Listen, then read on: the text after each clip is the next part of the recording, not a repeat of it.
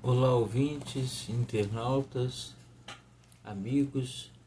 Hoje iremos voltar ao Evangelho de Jesus segundo Mateus, no capítulo 12. Jesus é Senhor do sábado. Iremos ler do versículo 1 ao versículo 32, onde Jesus nos ensina muitas coisas. Jesus é Senhor do sábado, porque aquele tempo, em dia de sábado, passou Jesus pelas searas. Ora, estando os seus discípulos com fome, entraram a colher espigas e a comer. Os fariseus, porém, vendo isso, disseram-lhe: Eis que os teus discípulos fazem o que não é lícito fazer em dia de sábado. Mas Jesus lhes disse: Não lestes o que fez Davi quando ele e seus companheiros tiveram fome? Como entrou na casa de Deus e comeram os pães da proposição, os quais não lhe era lícito comer, nem a ele, nem aos que com ele estavam, mas exclusivamente aos sacerdotes? Ou não lestes na lei que, aos sábados, os sacerdotes no templo violam o sábado e ficam sem culpa? Pois eu vos digo, aqui está quem é maior que o templo. Mas, se vós soubesseis o que significa misericórdia quero e não holocaustos, não teríeis condenado a inocentes, porque o Filho do Homem é Senhor do sábado. Versículo 9.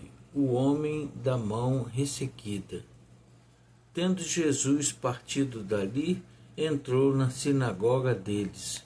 Achavam-se ali um homem que tinha uma das mãos ressequidas. E ele, então, com o intuito de acusá-lo, perguntaram a Jesus: É lícito curar no sábado? Olha a pergunta, meus irmãos. É lícito curar no sábado?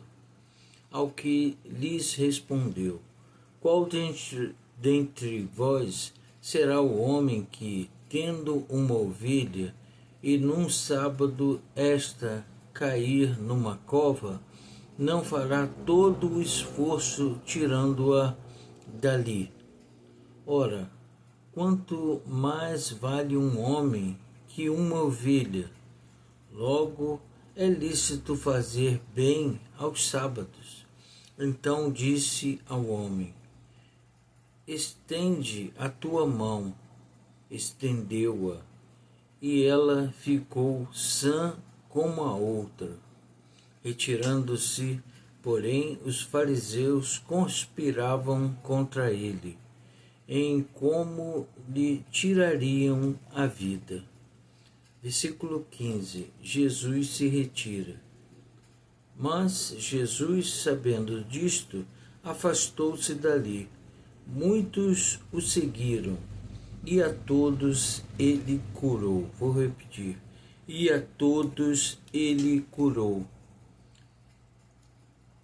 advertindo-lhes, porém, que o não expusessem à publicidade, para se cumprir o que foi dito por intermédio do profeta Isaías: Eis aqui o meu servo, que escolhi, o meu amado, em quem a minha alma se compraz.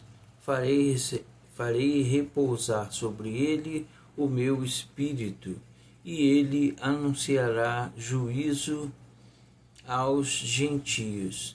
Não contenderá, nem gritará, nem alguém ouvirá nas praças a sua voz. não esmagará a cana quebrada, a cana, desculpe, não esmagará a cana quebrada, nem apagará a torcida que fumega, até que faça vencedor o juízo, e no seu nome esperarão os gentios. Versículo 22. A cura de um endemoniado cego e mudo. A blasfêmia dos fariseus. Jesus se defende. Então lhe trouxeram um endemoniado cego e mudo, e ele o curou, passando o mundo a falar e a ver, o mudo a falar e a ver. E toda a multidão se admirava e dizia: é este, porventura, o filho de Davi? Mas os fariseus, ouvindo isto, murmuravam: este não expele os demônios, senão pelo poder de Beelzebu, maioral dos demônios. Jesus, porém, conhecendo-lhes os pensamentos, disse: todo reino dividido contra si mesmo ficará deserto, e toda cidade ou casa dividida contra si mesma não subsistirá. Se Satanás expele a Satanás, dividido está contra si mesmo. Como, pois, subsistirá o seu reino? E se eu expulso os demônios por Beelzebu, por quem os expulsam vossos filhos? Por isso, eles mesmos serão vossos juízes. Se, porém, eu expulso os demônios pelo Espírito de Deus, certamente é chegado o reino de Deus sobre vós. Ou como pode alguém entrar na casa do valente e roubar-lhe os bens sem primeiro amarrá-lo? E então lhe saqueará a casa. Quem não é por mim é contra mim, e quem comigo não ajunta, espalha. Por isso vos declaro, todo pecado e blasfêmia serão perdoados aos homens, mas a blasfêmia contra o Espírito não será perdoada. Se alguém proferir alguma palavra contra o Filho do Homem, ser-lhe-á isso perdoado. Mas se alguém falar contra o Espírito Santo, não lhe será isso perdoado, nem neste mundo, nem no porvir. Lemos até o versículo 32, meus irmãos.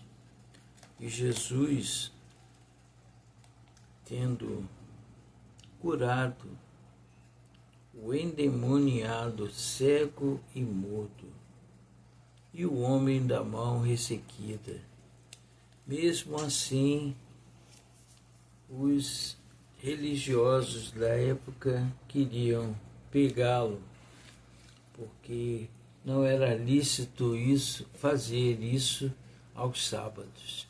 Jesus disse ser maior do que o sábado, maior do que os templos. Jesus, é bom que eu diga também, Jesus não tinha onde reclinar a cabeça. Jesus nasceu na manjedoura e andava com o povo nas ruas, meus irmãos. Seus discípulos tinham que ajudá-lo a se deslocar. Muitas vezes Jesus foi obrigado a entrar num barco para poder falar à população que o seguia. Este é o nosso Mestre Jesus. Se você está gostando desse estudo bem tranquilo, meus irmãos, aqui não há nenhum catedrático em religião, tá bom? apenas lemos e comentamos aquilo que sabemos. E conto com vocês. Se desejarem enviar um e-mail, pode criticar, pode falar o que você está pensando, porque esse é um trabalho feito com muito amor. O e-mail é jesusvocêeeu2025@gmail.com. Fiquem com Deus e até o estudo de amanhã. Tchau, tchau.